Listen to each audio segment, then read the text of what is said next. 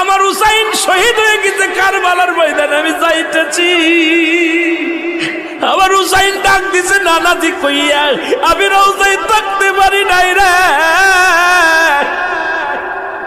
আমি হুসাইনের দেখার জন্য নবীজি রওজা থেকে উঠা গেছি। আলেমরা সর। ইবনে আব্বাস বলে আমি স্বপ্নের মধ্যে দেখেছিলাম আমার রাসূল ডাক দে বলে, মক্কা মদিনার মানুষেরা রে আর ঘুমাস না, আর তোরা ঘরের মধ্যে থাকিস না। আমি নবী রওজায় ঘুমাইতে পারি নাই, কান্না সহ্য করতে পারি নাই। ওদিন আমিও ফাতেমার নদীও না আমি সহ্য করতে পারি। আমার হুসাইন যখন ডাক দিয়েছিল না নাদিয়া মুহাম্মাদ